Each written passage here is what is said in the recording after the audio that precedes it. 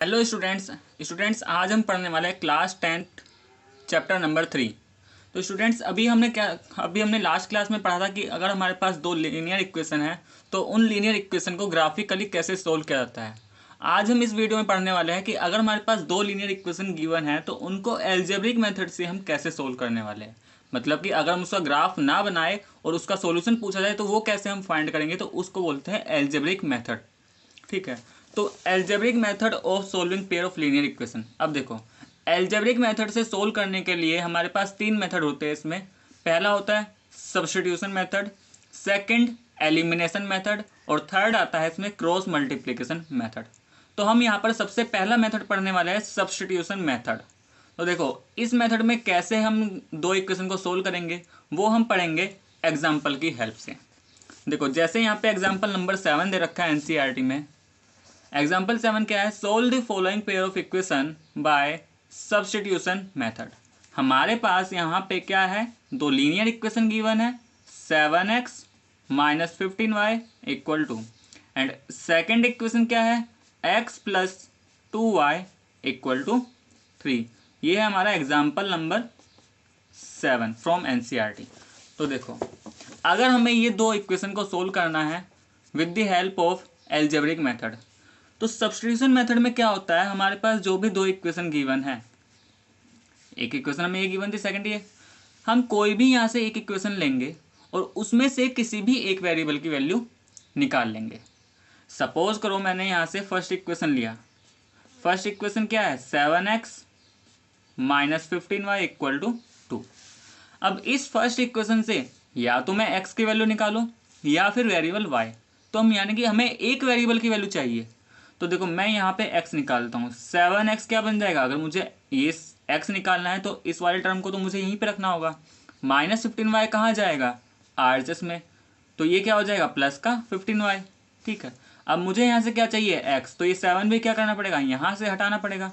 अब 7 उधर से हट के कहाँ जाएगा? फिर ये आ जाएगा इधर डिवाइड में। तो ये हमारा आ गया है x equal 2 plus 15y bye 7। अब हम क्या करेंगे? अब देखो, ये जो हमने x निकाला ये किस इक्वेशन की हेल्प से निकाला है? फर्स्ट इक्वेशन से। तो अब कौन सी इक्वेशन बची यहाँ पे? सेकंड। तो अब हम क्या करेंगे? इस x की वैल्यू को सेकंड इक्वेशन में पुट कर देंगे, यानी कि सेकंड इक्वेशन में जहां भी x है हम उसे क्या लिख देंगे? 2 प्लस 15y बाय 7। तो देखो होगा क्या फिर? हमारे पास सेकंड इक्वेशन क्या थी? x plus 2y equal 3। ठीक है, अब x की वैल्यू अभी हमने निकाली थी। x क्या था? 2 प्लस 15y बाय 7। तो x की जगह क्या लिख देना है? 2 प्लस 15y अपॉन 7, और ये 2y ऐसे ही रहेगा इक्वल टू 3। अब ध्यान से देखो, अब ये पूरा इक्वेशन, इसमें कितने वेरिएबल है? इसके अंदर केवल एक ही वेरिएबल है ना, y। तो अब तो हम इसको सिंप्लीफाई कर सकते हैं, क्योंकि हमें पता है हम एक इक्वेशन से केवल एक वेरिएबल की वैल्यू निकाल सकते हैं। और अगर हम, अब तो यहाँ पे हमारे पास एक सिंगल वेरिएबल है y, तो इसे सोल्व करके मेरा क्या आ जाएगा? हमारा यहाँ से y मिल जाएगा। अब कैसे सोल्व करेंगे? तो देखो, इसके लिए सबसे पहले हमने एलसीएम ले लिया। इसका और इसका एलसीएम कितना आएगा? 7। तो एलसीएम हो गया 7। अब ये कितना हो जाएगा? 2 प्लस 15y। ठीक है, यहाँ पे कुछ भी नहीं, इसका मतलब 1 है। 7 को 1 से डिवाइड करेंगे कितना आएगा? 7, और 7 के मल्टीप्लाई न्यूमरेटर में कर देंगे तो 14y, और इधर आरएचएस में क्या है? 3। अब ये 7 क्या होगा? क्रॉस मल्टीप्लाई होगा। तो क्रॉस मल्टीप्लाई होने के बाद हमें क्या मिलेगा? 2 plus 15y plus 14y equal 7 into 3 कितना हो जाएगा? 21। हमें क्या करना है? अब तो बस जैसे हम लीनियर इक्वेशन को सोल्व करते थे, वन वेरिएबल वही बन गए। तो कि वेरिएबल वाली टर्म एक तरफ और जो भी कांस्टेंट पार्ट है वो दूसरी तरफ। तो 15y प्लस 14y ये कितना हो गया हमारा? 29y, एंड 21 माइनस 2 ये कितना आ जाएगा? 19। तो यहाँ से हमें y की वैल्यू मिल जाती है 19y 29। इसका मतलब हमारा वेरिएबल y तो आ गया। अब हमें फाइंड करना है वेरिएबल x। तो देखो, हमारे पास ये तीन इक्वेशन आई थी। ये फर्स्ट और सेकंड तो हमें गिवन था, और ये थर्ड इक्वेशन क्या है? जो मैंने x का वैल्यू निकाला था मैंने उसको थर्ड इक्वेशन मान लिया था। अब इन किसी भी तीन इक्वेशन में आप y की वैल्यू पुट करो, y की वैल्यू यहाँ से पुट करोगे तो भी हमें x मिल जाएगा, यहाँ पे पुट करेंगे तो भी हमें x मिल जाएगा, या y की वैल्यू अगर हम यहाँ पे पुट करें तो भी हमें क्या मिल जाएगा? x मिल जाएगा। तो हम कैसे भी कर सकते हैं। ठीक है, तो देखो, put y equal 19/29 in equation 2। मैं y की वैल्यू को सेकंड इक्वेशन में पुट कर रहा हूँ, उससे मुझे क्या मिलेगा, ये x डायरेक्टली मिल जाएगा। तो देखो इक्वेशन क्या है सेकंड, x + 2y = 3। ठीक है, तो यहाँ से क्या होगा, x = 3 - 2y। अब ये तो 3 रहा, 2 y की वैल्यू हम निकाल चुके हैं, कितना है 19/29। सिंप्लीफाई कर लेते हैं, ये कितना आ जाएगा 3 - 2 की 19 से मल्टीप्लाई, 19 2 38/29। अगर एलसीएम लेंगे तो एलसीएम कितना आएगा 29, डेनोमीटर में 1, तो 29 को अगर 1 से डिवाइड करूँगा 29, और 29 के 3 से करेंगे तो कितना आ जाएगा 87। ठीक है, ऐसे ही 29 को डिवाइड करेंगे 29 से 1, तो 1 की मल्टीप्लाई इसमें, तो ये कितना मिलेगा 38। अब क्या करेंगे, यहाँ से इनको सबट्रैक्ट कर देते हैं। तो देखो सबट्रैक्ट करने के बाद में क्या मिलेगा 49 अपॉन कितना मिल जाएगा, ये 49/29। इसका मतलब हमारा x की वैल्यू भी क्या आ गई 49/29। तो ये मेथड होता है हमारा सब्स्टिट्यूशन मेथड। तो इस मेथड में बेसिकली हमें क्या करना पड़ेगा, हमें एक इक्वेशन से किसी एक पर्टिकुलर वेरिएबल की वैल्यू निकालनी है, चाहे तो हम x निकाल ले या फिर y, और जो भी हमने वेरिएबल निकाला उसको दूसरी इक्वेशन में पुट कर देना। जैसे मैंने फर्स्ट इक्वेशन की हेल्प से क्या निकाला था x, और जो x की वैल्यू आई थी उसको सेकंड में मैंने फिर रख दिया था x के प्लेस पर। तो वहां से क्या हुआ, वहां से हमारा एक लीनियर इक्वेशन बन जाएगी वन वेरिएबल में, और उसकी हेल्प से हम एक वेरिएबल निकाल लेंगे। फिर y आने के बाद आप किसी भी इक्वेशन में y को पुट करके x निकाल लेंगे। तो ये था हमारा एग्जाम्पल नंबर 7। नेक्स्ट एग्जाम्पल पे आते हैं हम, एग्जाम्पल नंबर 8, NCERT एग्जाम्पल 8। तो देखो एग्जाम्पल 8 में क्या होगा, जैसे यहाँ पे एग्जाम्पल 8 में बोल रहा है solve question 1 of exercise 3.1 by the method of substitution. हमें एक्सरसाइज 3.1 का जो क्वेश्चन है उसको सोल्व करना है। तो 3.1 के क्वेश्चन 1 पे जाते हैं हम। तो देखो क्वेश्चन 1 ये था हमारा आफ्ताब वाला। ठीक है, अब यहाँ पे हमने इक्वेशन तो बना ली थी। अब देखिए एग्जाम्पल नंबर 8 में क्या करना था हमें, यहाँ पे आफ्ताब वाला क्वेश्चन था। अब इसकी इक्वेशन हमारी ये आई थी। अब इसकी इक्वेशन ये कैसे आई थी मैं आपको पार्ट 2 में बता चुका हूँ, फिर भी आपको नहीं समझ में आया तो एक बार पार्ट 2 देख सकते हैं। ठीक है, यहाँ पर सिर्फ मैं आपको ये सिखा रहा हूँ कि इक्वेशन को सोल्व कैसे करना है। ये कैसे आया था वो तो हमने पार्ट 2 में पढ़ लिया था। अब हमें ये दो इक्वेशन को सोल्व करना है और हमें इसका सॉल्यूशन फाइंड करना है। तो देखो मैंने क्या बताया था कि कोई भी एक इक्वेशन लेंगे, तो यहाँ से मैं सबसे पहली इक्वेशन ले रहा हूँ, इक्वेशन नंबर 1, और इस इक्वेशन से किसी भी एक वेरिएबल की वैल्यू निकाल लेनी है, चाहे तो हम x निकाल ले, x इक्वल, या फिर y इक्वल। तो यहाँ पे मैंने x इक्वल टू निकाल लिया, मान लेता हूँ ये इक्वेशन नंबर 3। अब क्या करेंगे, देखो मैंने किस इक्वेशन का यूज़ किया है अभी, फर्स्ट इक्वेशन का। तो मैं इस x की वैल्यू को क्या करूँगा, जो भी दूसरी इक्वेशन बची है, तो put this value in equation 2, क्योंकि मैंने फर्स्ट से x निकाला था, तो सेकंड इक्वेशन में अब मैं x को इससे रिप्लेस करूंगा। तो सेकंड इक्वेशन क्या है, x - 3y = 6। x को हमें किससे रिप्लेस कर देना, -42 + 7y। तो x के प्लेस पे क्या आ जाएगा, -42 + 7y, -3y as it is रहेगा, = 6, ये सब ऐसे ही रहेगा। अब ये क्या बना, अब तो ये तो हमारा लीनियर इक्वेशन बन गया वन वेरिएबल में, और ये हमें सोल्व करना आता है। इसके लिए हमें क्या करना होगा, वेरिएबल टर्म एक साथ, तो 7y - 3y ये तो हमने सबको LHS में रखा, और कांस्टेंट टर्म एक साथ, तो 6 क्या है RHS में है। अब -42 को भी मुझे कहाँ लेके जाना है, RHS में, तो वहाँ पे जाके उसका साइन क्या हो जाएगा, प्लस। तो देखो ये कितना आ गया, 7 - 3 यानी कि ये आ गया हमारा 4y, एंड 6 + 42 ये हो गया 48। तो यहाँ से y क्या आ जाएगा, 48/4, कितना हो गया 12। इसका मतलब y तो आ गया हमारा 12।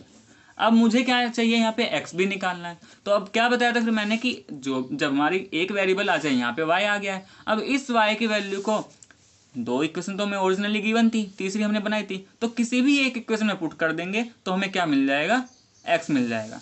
तो मैं y = 12 को, जो मैंने इक्वेशन थर्ड बनाई थी उसमें पुट कर रहा हूँ, put y = 12 in equation third. तो इक्वेशन थर्ड क्या था हमारा, x = -42 + 7y। आप किसी भी इक्वेशन में पुट कर सकते हो, आंसर आपको सेम ही मिलने वाला है। ठीक है, तो मैं इसको थर्ड में पुट कर रहा हूँ जिससे मुझे x डायरेक्टली मिल जाएगा। तो यहाँ से क्या मिला -42, 12 7 जा 84, तो यहाँ से हमारा x कितना आ जाएगा 42, इसका मतलब x आ गया हमारा 42, तो x यहाँ से हमारा 42 आ गया है और y हमारा 12, तो इसका एक सॉल्यूशन आ गया। और वहाँ पे भी हमने क्या देखा था ग्राफ से कि इसका जो ग्राफ आ रहा था वो कैसा आ रहा था, इंटरसेक्टिंग आ रहा था। ग्राफ कैसा आया था इसका, इंटरसेक्टिंग लाइंस, और अगर इंटरसेक्टिंग लाइंस है तो उसके कितने सॉल्यूशन होते हैं, यूनिक सॉल्यूशन होते हैं। तो देखो एक सॉल्यूशन आ गया, इसका मतलब एज ऑफ आफ्ताब कितनी आ गई 42 years and age of her daughter कितनी आ गई इसकी 12 ईयर्स। तो ये था हमारा example number 8। Now example number 9। Example number 9 में क्या बोल रहा है, let us consider example 2 in section 3.3, that is the cost of 2 pencils and 3 eraser is ₹9 and the cost of 4 pencils and 6 eraser is ₹18. Find the cost of each pencil and each eraser। देखो ये example number 2 है, ठीक है, हमने किया था example number 2 और वहाँ पे जब हमने इसको ग्राफिकली रिप्रेजेंट किया तो इसका ग्राफ कैसा आया था, इन कोइंसिडेंट लाइंस, ठीक है। और जो इक्वेशन बनी थी 2x + 3y = 9, 4x + 6y = 18, तो वो तो हमने वहाँ पे ग्राफिकली और एल्जेब्रिकली रिप्रेजेंट किया था। अब बोल रहा है इसका सोल्यूशन भी फाइंड करो। तो देखो इक्वेशन कैसे बनाया था ये तो आप वीडियो देख सकते हो, ठीक है, उसमें देख लेना, वो सब हो चुका है। अब मैं यहाँ पे सिर्फ इक्वेशन लेके चलता हूँ क्योंकि अब तो सिर्फ हमें क्या सीखना है, इक्वेशन को सोल्व कैसे करना है। तो हमारी ये 2 इक्वेशन बनी थी, ठीक है। अब देखो हमने पढ़ लिया था कि इसका जो ग्राफ आया था कैसा आया था, कोइंसिडेंट लाइन्स आया था। कैसा ग्राफ आया था इसका, कोइंसिडेंट लाइन्स। इसका मतलब हमने पढ़ रखा है कि अगर किसी भी इक्वेशन का ग्राफ कोइंसिडेंट लाइन्स आ जाए तो उसके सॉल्यूशन कैसे होंगे, इनफाइनाइट। तो अब हम देखते हैं क्या एल्जेब्रिकली भी क्या हमें इसका इनफाइनाइट सॉल्यूशन मिलता है। तो देखो सबसे पहले हम सोल्व करते हैं। मान लीजिए ये फर्स्ट इक्वेशन एंड ये second equation. Equation number first हमने यहाँ पे लिया है और इक्वेशन की हेल्प से अब मैं यहाँ पे वेरिएबल y निकालना चाहता हूँ। तो क्या क्या मैंने जिस भी टर्म में वेरिएबल y है उसको मैंने LHS में रखा और बाकी सब RHS में, ठीक है यहाँ तक। अब क्या करना है, क्योंकि मुझे y चाहिए तो ये 3 भी तो इसके पास से हटाना पड़ेगा। अब ये 3 इसके मल्टीप्लाई में है तो RHS में कहाँ जाएगा, डिवाइड में। मान लेते ये इक्वेशन नंबर 3। अब देखो ये जो मैंने y निकाला है ये मैंने इक्वेशन नंबर 1 का यूज करके निकाला है ना, तो मैं इस y की वैल्यू को, ये जो i है इस वैल्यू को कहाँ पे पुट करूंगा, अब इक्वेशन नंबर 2 में। तो देखो क्या लिखेंगे यहाँ पे, put this value in equation 2। Equation 2 क्या था हमारा, 4x + 6y = 18, 4x। अब देखो मैंने यहाँ पे y की वैल्यू निकाली है इस बार, तो मैं अब क्या करूंगा, x वेरिएबल मेरा ऐसे ही रहेगा और y को मैं किससे रिप्लेस करूंगा, 9 - 2x/3 = 18, ठीक है। अब देखो ना यहाँ पे हम क्या कर रहे हैं, हम इक्वेशन में इस वेरिएबल को रिमूव कर रहे हैं ना, मतलब कि इस वेरिएबल की जगह हम कुछ दूसरा वैल्यू पुट कर रहे हैं 9 - 2x/3। तो ये क्या है, इसी को तो हम क्या बोलते हैं, सब्स्टिट्यूट करना। तो इसलिए इस मेथड को क्या बोलते हैं, सब्स्टिट्यूशन मेथड, ठीक है। अब क्या होगा, बस अब ये हमारे पास एक लीनियर इक्वेशन आ गई है जिसमें वेरिएबल क्या है, x। अब हमें ये सोल्व करना है। तो देखो 3 × 1 = 3, 3 × 2 = 6, तो ये तो 4x आ गया। अब 2 की मल्टीप्लाई अंदर कर देते तो कितना आएगा, 2 × 9 = 80 - 2 × 2 = 4x, और इधर भी क्या है 18, ठीक है। इस -4x से 4x कैंसिल हो जाएगा, तो ये क्या आ गया 18 = 18। अब देखो हम तो यहाँ से वेरिएबल की वैल्यू कौन से निकालना चाह रहे थे, x, क्योंकि ये x था, लेकिन यहाँ पे तो x आया ही नहीं। अब यहाँ पे तो क्या हो गया, लास्ट में हम जाके हमें क्या मिला कि LHS और RHS दोनों बराबर है। इसका मतलब ये हुआ कि यहाँ पर हम x और y की कुछ भी वैल्यू ले, हर एक वैल्यू के लिए ये जो इक्वेशन है सेटिस्फाई होगी। तो इसका मतलब, क्योंकि जब ऐसी कंडीशन आ जाए जहाँ पे LHS पार्ट और RHS पार्ट इक्वल आ जाए, तो इसका मतलब ये जो गिवन इक्वेशन है इनके इनफाइनाइट सॉल्यूशन होंगे। Given equation has infinite solution. अब क्योंकि इनफाइनाइट सॉल्यूशन है तो कोई पर्टिकुलर सॉल्यूशन तो नहीं बता सकते हम, तो बस यहाँ पे हम यही बोल देंगे कि given equation have infinite solution. फिर भी आप एक दो सॉल्यूशन निकालना चाहते हो तो किसी भी एक इक्वेशन के लिए सॉल्यूशन निकाल लो, जो इस इक्वेशन के सॉल्यूशन होंगे वही इसके होंगे, ठीक है। तो ये था हमारा एग्जांपल नंबर 9। अब देखो जैसे एनसीईआरटी में यहाँ पे क्या लिखा है, this statement is true for all values of y। ये जो स्टेटमेंट है ये y की सभी वैल्यूज़ के लिए ट्रू है। भाई यहाँ पे y को कुछ भी पुट करिए आप, ठीक है, तो सभी के लिए ये ट्रू है। However we do not get a specific value of y as a solution, लेकिन हमें यहाँ से कोई एक पर्टिकुलर वैल्यू नहीं मिलने वाली, क्योंकि इसके बहुत सारे सोल्यूशन हैं। अगर यूनिक सोल्यूशन होता तो हमें एक पर्टिकुलर वैल्यू मिल जाती, ठीक है। This situation has arisen because both the given equation are the same. अब ये जो सिचुएशन हमारे पास आई है कि इसके बहुत सारे सॉल्यूशन आ गए, ये क्यों आई? देखो ध्यान से देखो, ये दोनों इक्वेशन एक ही तो है। अगर मैं इक्वेशन नंबर 2 में से LHS और RHS में से 2 का कॉमन फैक्टर निकाल लूँ, तो यहाँ से 2 का कॉमन फैक्टर निकालने के बाद क्या बचेगा? 2x + 3y।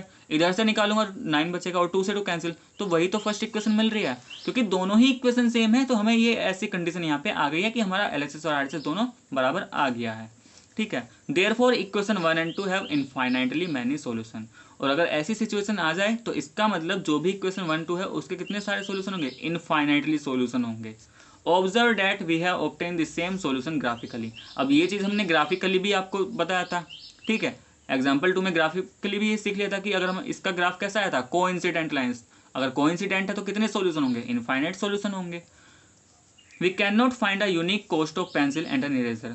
मतलब कि अब यही है कि क्योंकि इसके इनफाइनाइट सॉल्यूशन है तो हम एक यूनिक कॉस्ट नहीं बता सकते पेंसिल और इरेजर का, ठीक है। हो सकता है y की वैल्यू, y यहाँ पे जो y है हमारा क्या था? कॉस्ट ऑफ पेंसिल या इरेजर जो भी लेता, अगर y 1 है तो हो सकता है x कुछ और आ जाए, y 2 है तो हो सकता है x कुछ और आए, तो एक पर्टिकुलर सॉल्यूशन नहीं बता सकते। तो ये था हमारा एग्जाम्पल नंबर 9। नेक्स्ट आता है इसमें एग्जाम्पल नंबर 10। अब देखो एग्जाम्पल नंबर 10 में क्या है? Let us consider the example 3 of section 3.3। अब यहाँ पे हमें एग्जाम्पल 3 की बात कर रहे हैं। एग्जाम्पल 3 याद करो, वहाँ पे हमने रेल्स वाला क्वेश्चन क्या था? देखो, will the rail cross each other, ये एग्जाम्पल क्या था ना। और वहाँ पे हमने क्या देखा था कि जो हमें इक्वेशन गिवन थी रेल्स की, वो कैसी आ रही थी? दोनों पैरेलल लाइन्स आ रही थी। इसका मतलब अगर पैरेलल है तो उनका कोई क्या सोल्यूशन था? ग्राफिकली हमने क्या सीखा था? उनका कोई भी सोल्यूशन एग्जिस्ट नहीं करेगा। अब यहाँ पे बोल रहा है कि हम इक्वेशन देखो ये गिवन थी, बोल रहा है कि यहाँ पे हमें एल्जेब्रिकली ये चेक करना है। तो एल्जेब्रिकली कैसे करेंगे? देखो एग्जाम्पल नंबर 10। सबसे पहले जो भी हमें इक्वेशन गिवन थी वो था हमारा x + 2y - 4 = 0। सेकेंड इक्वेशन हमें गिवन था 2x + 4y - 12 = 0। ये मैं फर्स्ट इक्वेशन लेट करता हूँ, ये सेकेंड, ठीक है। सबसे पहले हम फर्स्ट इक्वेशन लेते हैं फ्रॉम इक्वेशन 1। तो फर्स्ट इक्वेशन क्या है? x + 2y - 4 = 0। तो यहाँ से किसी भी एक वेरिएबल की वैल्यू निकाल लेते हैं। यहाँ पे मैंने x निकाल लिया 4 - 2y, मान लेते हैं इक्वेशन नंबर 3। अब इस वैल्यू को मैं कहाँ पुट करूँगा? क्योंकि मैंने यहाँ पे फर्स्ट का यूज़ करके ये x निकाला है, तो अब मैं इस वैल्यू को सेकेंड इक्वेशन में पुट करूँगा। तो put this value in equation 2। Equation 2 क्या था हमारा? 2x + 4y - 12 = 0। हमने क्या निकाला? x निकाला। तो हम x को किससे रिप्लेस करेंगे? 4 - 2y। और ये क्या है? 4y - 12 = 0। इस ब्रैकेट के बाहर 2 लिखा है, तो 2 के अंदर मल्टीप्लाई करेंगे। देखो 2 4 जा 8 हो गया, प्लस माइनस माइनस 2 2 जा 4, तो ये हो गया 4y + 4y - 12 = 0। तो यहाँ पे दोनों कैंसिल। अब क्या बचा? 8 - 12। अब देखो 8 - 12 - 4 होगा और इधर क्या है? 0। अब क्या यहाँ पे LHS और RHS बराबर है? क्या ये -4 0 के बराबर होगा? नहीं, तो ये तो नॉट इक्वल है। इसका मतलब क्या हुआ कि जो स्टेटमेंट है, जो हमारी ये स्टेटमेंट आई -4 = 0, ये हमारी स्टेटमेंट कैसी आई है? Statement is false. तो ध्यान रखना, अगर हमारी इस तरह की स्टेटमेंट आती है, फॉल्स आती है, तो इसका मतलब ये होगा कि इस इक्वेशन का कोई भी सॉल्यूशन एग्जिस्ट नहीं करेगा। यानी कि हमें कोई एक ऐसा सॉल्यूशन नहीं मिलेगा जो इस इक्वेशन को भी सेटिस्फाई कर जाए और इसको भी सेटिस्फाई कर जाए। हमें दोनों को एक साथ कराना है। देखो ऐसा हो सकता है कि इसका हमने एक सॉल्यूशन निकाला, वो इस इक्वेशन को सेटिस्फाई कर रहा है, लेकिन वो फिर इसको नहीं करेगा। और हमने अगर सॉल्यूशन निकाला, हो सकता है वो इसको सेटिस्फाई कर जाए, लेकिन फिर वो उसको सेटिस्फाई नहीं करेगा। तो हमें एक ऐसा सॉल्यूशन चाहिए जो इन दोनों को सेटिस्फाई कर जाए। तो यहाँ पे ऐसा कोई भी सॉल्यूशन नहीं मिलेगा, तो इसलिए हम बोल लेंगे यहाँ पे क्या है इसका? नो सॉल्यूशन, ठीक है। तो ध्यान रखना, अगर स्टेटमेंट फॉल्स आ जाती है, नो सॉल्यूशन। अगर जैसे हमने एग्जांपल नंबर 4 में क्या था, सॉरी एग्जाम्पल नंबर 9 में क्या था, अगर इस तरह की स्टेटमेंट ट्रू आ जाती है तो इसका मतलब इनफाइनाइट सॉल्यूशन, और अगर हमारा सोल्व करके एक्स और वाई की एक पर्टिकुलर वैल्यू आ रही है तो इसका मतलब उसमें यूनिक सॉल्यूशन। तो ये था हमारा एनसीईआरटी एग्जाम्पल नंबर 8, 9, 10।